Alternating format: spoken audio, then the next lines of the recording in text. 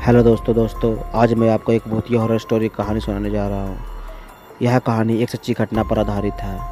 कृपया करके इस कहानी को पूरा सुनिएगा। नागेश एक होनहार लड़का था। उसने अपने जॉब के बल पर गांव में ज़मीन ली और उस पर घर बनवाया। घर वाले हमेशा उससे पीछे पड़े रहते थे कि शादी कर लो, लेकिन वो कहता था कि जब तक मेरी पसंद की लड़की नहीं मिल जाती तो मैं शादी नहीं करूँगा। उसका कहना भी सही था।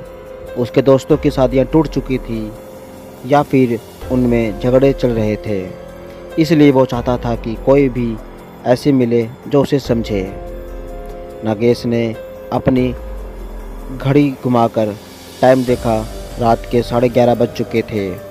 अब उसने बस आने का आस खो दी, लेकिन तभी सामने से हॉर्न मारते हुए बस आ गई। तभी नागेश कहता, शुक्र है बस तो आ गई। कंडक्टर ने दरवाज़ा खोला और नागेश बस के पीछे के दरवाजे से अंदर गया। टिकट निकली और वो आराम से बैठ गया, लेकिन कंडक्टर ने कहा, ये बस आज रास्ते में ही रुकेगी, आखिरी स्टॉप पे नहीं जाएगी। आपको बीच से कुछ इंतज़ाम करना होगा। इसके इंजन में खराबी है, बहुत गर्म हो चुका है। नागेश को और पसीना चालू हुआ। रात बढ़ रही थी, लेकिन परेशानी ख़त्म होने का नाम नहीं ले रही थी। जो होगा अब देखा जाएगा, ये सोच के नागेश खिड़की से बाहर देखने लगा। ठंडी हवा अंदर आ रही थी, काफ़ी अच्छा लग रहा था। तभी उसने सामने बस में देखा तो ड्राइवर के पीछे कोई बैठा था। उसने खड़े होकर देखा तो वो एक औरत थी। इतनी रात को इस रास्ते पे कोई औरत को नागेश ने इसके पहले कभी नहीं देखा था। उसने सोचा कि ड्राइवर या कंडक्टर का कोई रिश्तेदार होगा। अब नागेश को खुद ही नहीं पता था कि बस आगे जाकर कहाँ छोड़ने वाली है। रात के बहुत टाइम हो चुके थे। तभी बस एक जगह आवाज़ करके रुक गई। ड्राइवर बोला, अब यहाँ से बस आगे नहीं जाएगी, तुम उतर कर अपना जाने का जुगाड़ देख लो। नागेश का घर आने में अभी कम से कम 10 मील का फासला था और रास्ते से घना जंगल, पैदल जाना खतरे से खाली नहीं था। नागेश नीचे उतरा और रास्ते पे एक जगह जाकर रुक गया। उसके पीछे वो औरत भी उतरी। नागेश ने उसको जैसे ही देखा वो बस उसको देखते ही रह गया। वो भला की खूबसूरत थी। वो एक लड़की थी। उसको देखकर नागेश अपनी घर जाने की परेशानी भूल गया। नागेश तो उसको देखते ही रह गया।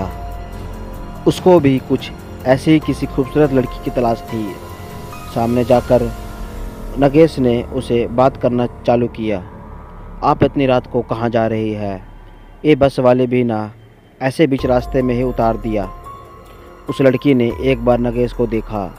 उसकी आंखें बहुत ही खूबसूरत थी। नागेश उसकी आंखों में खो गया। कुछ बोल पाता तभी उस लड़की ने कहा, मेरे घर यहाँ से पास है, पैदल जा सकते हैं, अगर आप चाहे तो मेरे साथ चल सकते हैं। नागेश ने सोचा, एकदम से कोई उसको घर चलने के लिए कह रहा है। वो जरा संभल गया। उसने कहा, नहीं, मैं यहीं रुक सकता हूँ, कोई मिल जाएगा तो मैं अपने घर तक चला जाऊँगा, बेवजह आपको तकलीफ़ होगी। वो लड़की बोली, अरे घबराओ मत, मैं और मेरी माँ रहती है घर में, अगर चल सकते हो तो चलो मेरे साथ। इतना विश्वास नागेश के लिए काफ़ी था। वो उसके पीछे चल पड़ा। घना जंगल और कच्चा रास्ता।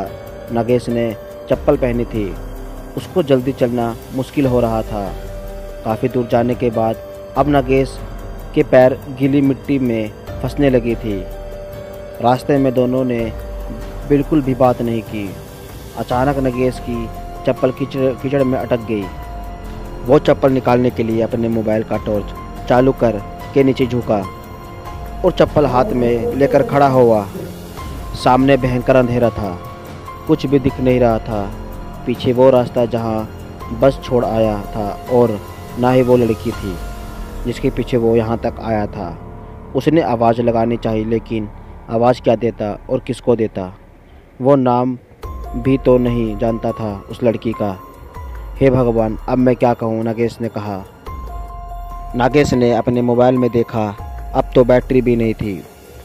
उस जंगल में ज़्यादा नेटवर्क भी नहीं था। लाइट लगाने के लिए काम आएगी सोचकर उसने मोबाइल बंद किया। लेकिन आजू बाजू देख के पता चल रहा था कि कोई जंगली जानवर नज़दीक आ रहे हैं। उसने चढ़ने लायक एक पेड़ देख लिया और उस पर चढ़कर बैठ गया। वहाँ उसको कोई खतरा नहीं था। अपनी बैग लेकर वो एक टहनी पर बैठ गया। नींद आ रही थी, लेकिन उसको वो लड़की का चेहरा सामने दिख रहा था और डर था कि अगर वो सो गया तो नीचे गिर जाएगा और लेने के देने पड़ जाएंगे। इसलिए आंखें फाड़कर उल्लू की तरह जाग रहा था। नीचे खुखार जंगली सुअर घूम रहे थे। अच्छा हुआ वो ऊपर था, वरना क्या होता पता नहीं। थोड़ी देर बाद चिड़िया की आवाज़ से समझ गया कि अब सुबह होने वाली है। अब उसका डर थोड़ा कम हुआ। थोड़ा उजाला आते ही उसने वो लड़की की घर तलाश करने निकल गया। काफ़ी दूर जाने के बाद एक घर दिखा, जरा पुराना सा था। नागेश ने देखा कि अब सामने जंगल थोड़ा कम है और थोड़ा सामने जाकर देखा तो बहुत दूर कुछ और भी घर दिख रहे थे। शायद कोई गांव था। वो वापस उसी घर की तरफ आया। बाहर से आवाज़ लगाई, कोई जवाब नहीं आया। उसने खिड़की से झांक कर देखा, दीवार पर कुछ फ़ोटो थे पुराने। उसमें वो लड़की थी जो कल रात को मिली थी। उसने कहा था उसकी माँ भी यहाँ रहती है, लेकिन वो तो दिखी नहीं। नागेश के मन में वो लड़की भूल नहीं जा रही थी। वो उसी घर के बाहर उसका इंतज़ार करते हुए रुक गया। तभी कुछ भेड़ बकरियां लेकर एक आदमी आया। नागेश ने उसको देख के उसके पास आते ही सवाल किया, अरे भाई, तुम वो सामने वाले गांव से हो क्या? जंगल में सुनसान जगह पर एक आदमी देखकर वो बकरी वाला चौंक गया। उसने कहा, साहब आप कौन हो और यहाँ कैसे? रास्ता भूल गए हो क्या? नागेश ने कहा, हाँ भाई, कल रात को यहाँ तक आ गया हाईवे से। यहाँ एक लड़की रहती है, मुझे उसके बारे में जानना था। क्या तुम उसको जानते हो? तभी वह आदमी बोला, नहीं भाई, मैंने तो कभी नहीं देखा, मैं यहाँ से आता रहता हूँ।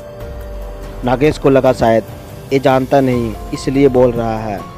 इसके जाने के बाद नागेश ने वहीं रुककर उस लड़की का इंतज़ार करना बेहतर समझा। उसको बहुत भूख लग रही थी, लेकिन उस लड़की के सामने उसको कुछ समझ नहीं आ रहा था। शाम हो गई। वो बकरिया वाला वापस आते हुए नागेश से मिलने आया और पूछा, साहब कोई आया क्या? आप बेवजह रुके हुए हो, यहाँ कोई नहीं रहता है। नागेश सोचने लगा कि अगर यहाँ कोई नहीं रहता है तो फिर वो कौन है जो फ़ोटो में और मुझे यहाँ तक लेकर आई है। मुझे देखना है कि वो कौन है। कुछ देर बाद रात भी हुई। इतनी देर से ना वो लड़की आई और ना ही उसकी माँ। अब नागेश से रहा नहीं गया, लेकिन वापस जाना मुश्किल था। इसलिए उसने वहीं के एक पेड़ का सहारा लिया और पेड़ पर चढ़ के बैठ गया। घना अंधेरा छाने लगा। वो सामने घर दिख रहा था। नागेश अब घर से ज़रा दूर था। बाहर उल्लू की आवाज़ आ रहे थे। जरा सी आवाज़ पर छट से गर्दन मुड़ जाता। खुद की सांसें धड़कने तेज हो रही थी। तभी अचानक सामने से सफ़ेद कपड़ों में वो लड़की आती हुई दिखी। उसको देखकर नागेश को बड़ा अच्छा लगा।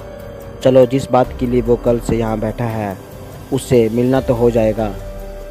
वो अब उतरने की कोशिश कर रहा था। तभी उसकी नज़र उसके साथ चल रही एक परछाई पर तरफ दिखी। वो एक आदमी था, उसके पीछे पीछे चल रहा था। अब नागेश वहीं रुक गया और ऊपर से सब देखने लगा। वो लड़की के घर का दरवाज़ा खोला और अंदर गई। उसके बाद वो आदमी जैसे ही अंदर गया, उस आदमी की चीखें गूंजने लगी। वो तड़प रहा था, चिल्ला रहा था, बचाओ बचाओ, मुझे छोड़ दो, मुझे माफ़ करो, मैंने तुम्हारा क्या बिगाड़ा है। नागेश इधर डर से काँप रहा था। नीचे उतरना अब वो भूल गया। कुछ देर बाद उस आदमी की चीखें बंद हो गई। सब शांत हो गए। वो आदमी शायद मर चुका था, ऐसा नागेश को लगा। वो वहीं पेड़ पर बैठा देख रहा था। नागेश सुबह का इंतज़ार करने लगा। जैसे ही सुबह हुई वो पेड़ से उतरा। दरवाजे से बाहर तक खून बह रहा था। अंदर जाने की हिम्मत नहीं की। वो जहाँ रास्ता मिला उधर भागते हुए चला गया। उसने अंदर वो लड़की है या नहीं ये भी नहीं देखा। भागते हुए कैसे तो उसको हाईवे का रास्ता मिल गया और अपने घर तक पहुंच गया। उसके साथ जो हुआ वो जैसे ही बताने जा रहा था तो उसकी ज़बान नहीं चल रही थी। बोलना तो बहुत कुछ चाहता था लेकिन कुछ बोल नहीं पा रहा था। उसका मुंह सिल चुका था। नागेश को दवाखाने भर्ती कराया गया और उस पे इलाज चालू हो गए। किसी को कुछ समझ में नहीं आ रहा था कि उसको क्या हुआ है। डॉक्टर ने उसको पागल करार दे दिया। पागलों की ट्रीटमेंट चालू कर दी। इधर जंगल में वो बकरिया वाला आज शाम को फिर से उस घर की तरफ आया, जानबूझकर तसल्ली करने, ये देखने की कल का आदमी है या नहीं। बाहर खून बह रहा था और अंदर झांक कर देखा तो वो भयंकर नज़ारा देखकर उसको भागना तक नसीब नहीं हुआ। वो लड़की भी अंदर थी। वो आदमखोर बन चुकी थी। खून ही खून था। वो जानवर जैसे मरे हुए उस आदमी का मांस खा रहा था। बकरी वाले के मुंह से चीख निकली लेकिन वो आखिरी बार थी। उसको देखते ही वो लड़की शैतान बन गई। उसके सफ़ेद कपड़े अब भयंकर लाल हो चुके थे। खून से लथपथ वो बकरी वाले की तरफ लपकी। उसने उस बकरी वाले को अंदर खींच लिया और उसको भी मौत के घाट उतार दिया। अब काफ़ी रात हो चुकी थी। जंगल सुनसान और खुकार बन गया था। उस खूबसूरत लड़की के अंदर शैतानी आत्मा का राज तो सिर्फ नागेश जानता था, लेकिन अब वो पागल हो चुका था। वो लड़की अपने सफ़ेद लिबास में घर से बाहर निकली और अपने शिकार की तलाश में हाईवे की तरफ चल गई। दोस्तों, यह कहानी काल्पनिक है। इसका किसी भी जीवित या निर्जीवित वस्तु से कोई संबंध नहीं है। यह केवल मनोरंजन के उद्देश्य बनाई गई है। दोस्तों, अगर वीडियो अच्छी लगी तो वीडियो को लाइक कर दीजिएगा और चैनल को सब्सक्राइब कर दीजिएगा। धन्यवाद।